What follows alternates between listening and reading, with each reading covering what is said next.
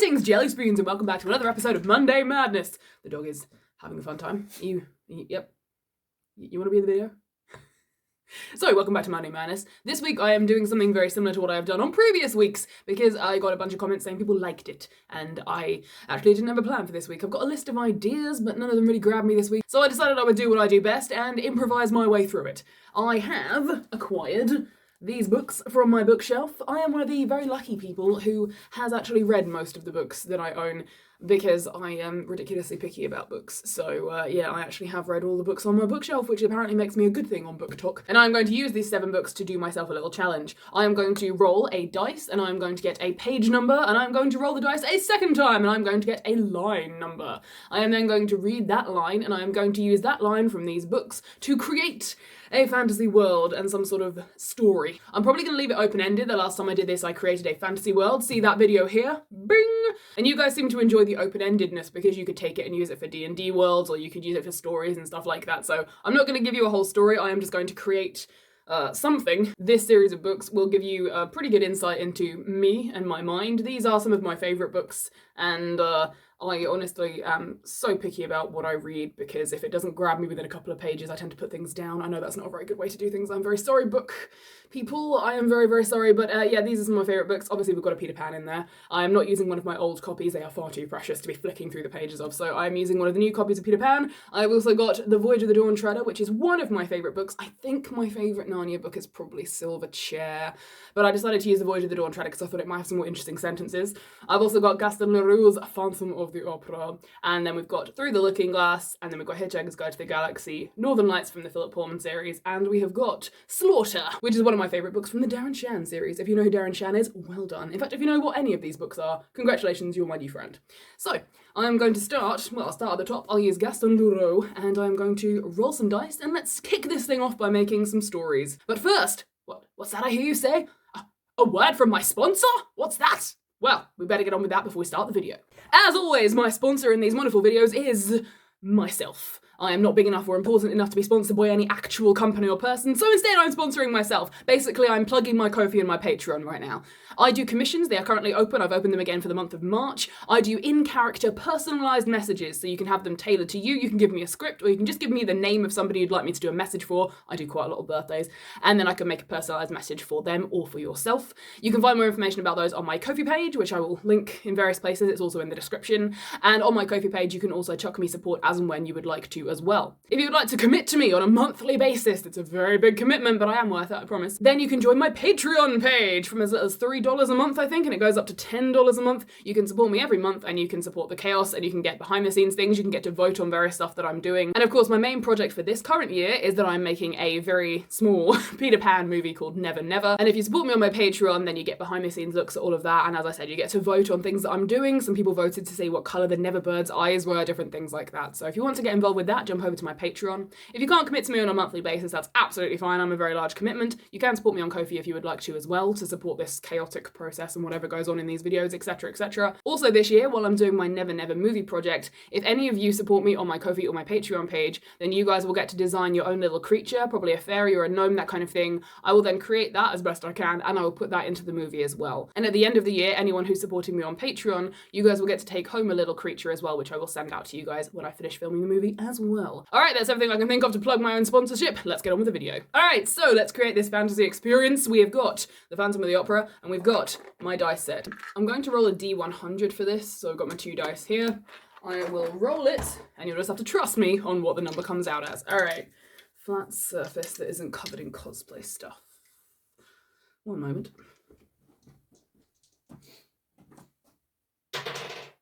32. Alright, we are on page 32. Okay, 32. Quite near the beginning of this story. Alright, 32, 31. 32. Alright, lots of text here.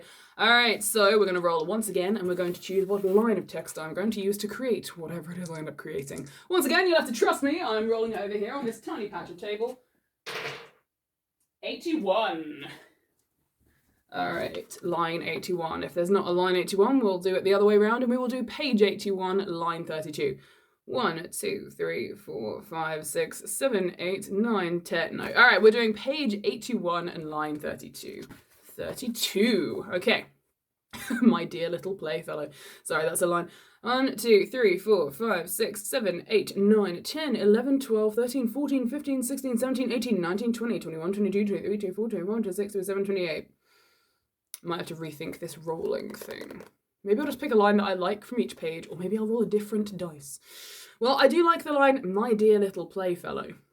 So we might just use this one. So we've got this page, page 81, and the line I really like is my little playfellow. It's giving me very Artigan vibes, so this could be a bad guy, this could be a good guy. Yeah, that it could go both ways, couldn't it? It could be my dear little playfellow, or it could be my dear little playfellow. See, it's all in the inclination. All right, so we're starting with my dear little playfellow. I should probably write this down. Notebook. Trust me once again, please. 75. All right. We rolled a 75 and we are on The Voyage of the Dawn Treader. Such a good series. If you haven't read this series, please go read it. 75. I think I will just pick a line I like from the page. We'll see what happens there. All right, 75. Oh, and it's got a picture of the weeping dragon. Oh, no. All right. This is one of the few books that I have not broken the spine of. I am very sorry. I crack the spines of my books when I'm reading them, and I am very guilty of reading them like this quite a lot. I can only apologise. It is just the chaotic way my brain works. All right. He had for a long time. He rose high into the air and saw innumerable mountaintops spread out beneath him in the moonlight. I like mountaintops spread out in the moonlight. Moonlit mountaintops. All right, we'll use moonlit mountaintops. I like that. Tops. There's an A in mountain, right? 141. Okay. Terrible was happening in their nursery. Oh, I know what this bit is. we could just go with something terrible was happening. That's pretty cool. Something terrible was happening. Ooh, I know.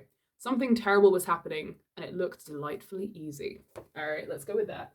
The next book we're on to is Through the Looking Glass. I really do like Alice in Wonderland, but Through the Looking Glass is just a bit more interesting for me personally, partly because we don't hear the story as much. So it's almost like a newer story because we hear Alice in Wonderland a lot. Obviously the Disney version, when they brought the movie out, they incorporated a lot of things from The Looking Glass. And we're not even going to talk about the Tim Burton version, but both of the stories are really good. But I personally would choose Through the Looking Glass just because it has, yeah, it feels newer. It feels more fresh because we haven't heard as much about the story. All right, so Through the Looking Glass. Trust me, roll the dice. Ooh, 105. We're near the end of the book this time. Okay, 105. All right. There's a lot in here. I don't want to use the line of the unicorn because that's very just, you know, ripping characters out of someone else's novel and reusing them. That's not very fair. Okay. So, go and order the drums to begin. So, I'll have drums beginning. Drums in the deep. For number 5, we are using Douglas Adams' Hitchhiker's Guide to the Galaxy. Again, could not recommend this enough. Go read. You can watch the movie, but it is nowhere near as good. Listen to the radio play. If you want to listen to the best version, in my opinion, listen to the radio play. So good. Now, it's landed on 26, but because it's such a big book, I might make it 206 because there are about 500 pages in this thing. So we're going to go with 206. For the continuing delay to this flight, we are currently awaiting the loading of compliments of small lemon-soaked paper napkins for your comfort, refreshment, and hygiene during the journey. Yeah, I remember this, but this bit's cool. Please return to your seat. When his heart had started beating again, he followed her. Ooh! Oh, I like that as a sentence. Take it out of context. When his heart started beating again, he followed her. Ooh. Number 6 is coming from Northern Lights by Philip Pullman. Very good series, this. Go read this. I think it's called the His Dark Materials series. Could not recommend this enough. Absolutely fantastic. All right, let us roll the dice once more. 75. Ooh, lots of text on page 75. Very good. All right, so thank you, Master. I could just use that. You know what? I might just take thank you, Master, because that could go with the whole his heart started beating again. Yeah, I like that. All right, thank you, Master. We'll go with that. This time it's coming from Slawter, from the Demonitor series from Darren and Shan. Very good series, this. It was written for teenagers, but my God, some of the stuff that happens is, I mean, teenagers love it. I loved it when I was a teenager, but it definitely is not. Don't write this off as young adult fiction. This is good. This is good shit. I really enjoy his vampire series as well, the Darren Shan. I think it's just called The Saga of Darren Shan. Really enjoy the vampire series. This is there's so much more like horrifying shit that happens in this series. There's a lot of horrible shit that happens in the Darren Shan vampire series as well, and I read the ending of that before I read the ending of Harry Potter, and I blame the Darren Shan series for the reason I was quite disappointed with the ending of Harry Potter. No spoilers, but if you've read both, you will know why.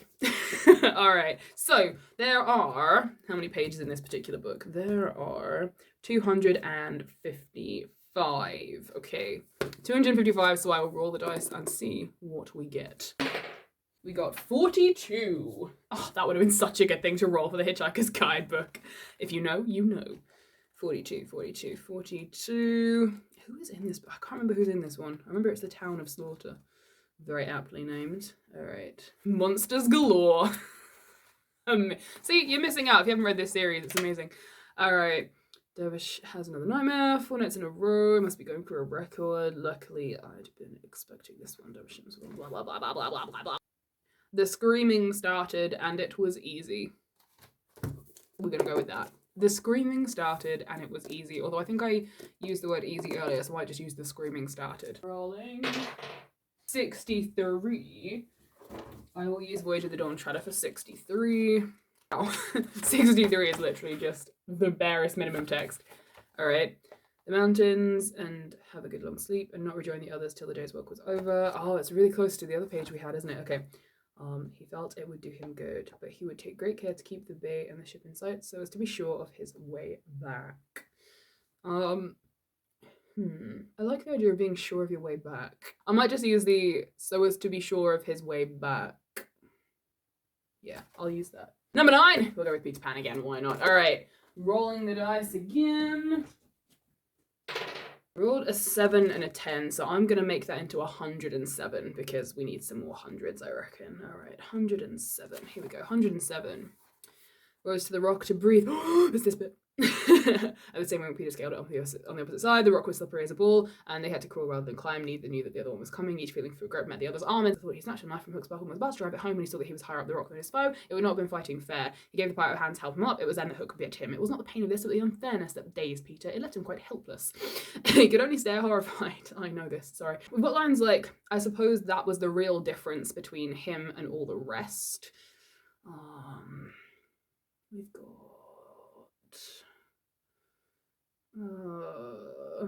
stare horrified. I feel like we're writing a horror story right now. He could only stare horrified. Neither knew that the other was coming. That's quite a good one, actually. Neither knew that the other was coming. Yeah. I think we will use Slawter again. We'll use Slawter again, because I do love Darren Shan. Alright. Let's roll. Roll a good number.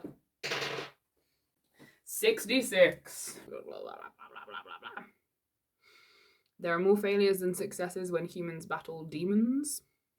Had to stand by and let it happen because he didn't have the power to stop it. Oh, that's better. He had to stand by and let it happen because he didn't have the power to stop it. So, number 1 is a quote, which is, "My dear little playfellow." Sounding more sinister given the other quotes that I have accumulated over the course of this video. Number 2 is the moonlit mountain tops.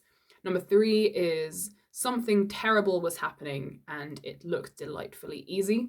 Number 4 is the drums beginning. Number 5 is once his heart had started beating again, he followed her.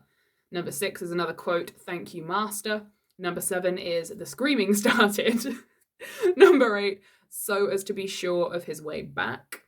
Number 9, neither knew that the other was coming. And number 10, he had to stand by and let it happen because he was powerless to stop it. All right. Let's make a really depressing story. The moon is riding low and still in a cloudless sky. It is a pinprick of light in a dark, dark world. The shine beams down, illuminating the tips of the snowy mountain tops, and we hear the trudge, trudge, trudge of one pair of footsteps. They belong to a young but haggard man. His face and his form have not yet seen 30 revolutions of the sun around the earth, but his eyes tell a different story. These are the eyes of someone who has walked many ages of this earth and seen many great and many terrible deeds. Something drops, breaking the still night silence as he carries on up the mountain. A glowing pebble, no larger than your fist, and glowing with an amber flame, has dropped into the ice next to the break in the snow marked by the footfalls. This was his last one. The man has been dropping them at regular intervals on his ascent, so as he can be sure of his way back. The ice and snow crunched under his blistered bare feet as he doggedly made his way up to the summit of the tallest mountain peak. The cruel wind bit at his flesh, but still he carried on and on. The man had no map to aid him, no compass to guide him. He was simply following that tugging, beating drum pounding in his chest that had started all those many months ago when he had to stand by and watch it happen, powerless to stop it. But now he would fix everything. He would reverse the wrongs and right the world once again, and he was so close he could taste it. The drumbeat that had driven him near to insanity the last few months was louder now, and he knew he must be close. Not a single soul across the entire land had been permitted to know where the clerics buried her. The act had been done in the deepest secrecy, and each of the 5 clerics had sworn a fatal blood oath, taking the secret right to their grave. But as with each painful, staggering step, the man finally breached the summit of the mountain, he knew that he alone would foil them all. He alone knew the secrets that none across this entire world was able to know. He would restore her. He would bring her back, and he would be rewarded for his efforts.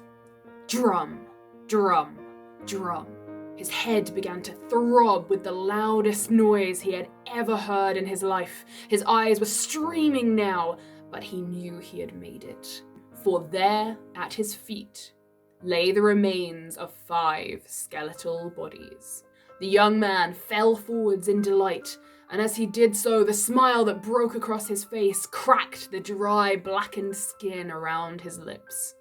And as he smiled, he began to dig, burrowing fingers into the snow, dragging it apart until he reached the warm, dry earth underneath. Something terrible was about to happen, and if any had been there to see, it would have looked delightfully easy. The dirt crusting beneath his fingernails grew hotter and hotter as he dug deeper and deeper down into the earth. His fingers began to burn, his arms grew hot, the very blood in his veins was soon on fire, and it was then the screaming started. And it only ceased when the body of the oh-so hopeful young man was blackened and burned to charcoal there on the mountainside. For a long moment, all was deathly silent. Even the wind took pause, surveying the scene. Then came a new set of footsteps. They landed, 1, 2, right in the center of the circle of bodies, which now contained 6 remains. After the footfalls, a warm hand reached down and brushed flecks of ash off of what had once been the face of the young man. And then, for the first time in a long age, the world heard her speak again. My dear little playfellow. The words were for him, and for him alone. He, the one who had come to free her. He, the one to whom she now owed everything. As she took her first new breath back and returned to the world once again, so too did the ashened man at her feet. And once, with a jolt, his heart had started beating again. He rose to greet her. Thank you, my lady. His voice now came from a body that was blackened, with ash swirling around his figure, licked and forever wounded by the flames you could still see burning in his gaze. Not another word was passed between the two of them for the moment, for each knew how much they now owed the other. And so it was, as a reddened sun began to rise on a new day, that 2 figures, followed the glowing pebble pathway back down the mountain. New adventurers were sharpening their blades and scribbling spells into their books. The awoken lady and the ashen man at the foot of the mountain were preparing to wage terrible war. Neither knew that the other was coming. Alrighty then, so that is the little snippet of improvised story I have given you based on the 10 quotes we got from those books. I hope you guys enjoyed that. Feel free to use it for whatever you would like to. If you'd like to use it in a story, in a D&D game, whatever you would like, in a backstory, anything you like, you have my full permission. Please take it and use it. If you do, please chuck your comments down below and tell me how you're going to use it, because I would like to enjoy this story along with you. I decided not to go into too much detail. I left things quite vague so you can decide what was going on and what's happening. Even if you don't want to use it for a story or a D&D game, chuck any ideas you have down in the comments below. I would love to hear what you think of this. So yeah, there we go. That was my improvised bit of opening narrative for you guys. I hope you enjoy, and I will see you next week for another episode of Monday Madness. Goodbye, you guys. Stay safe. I love you all. Goodbye.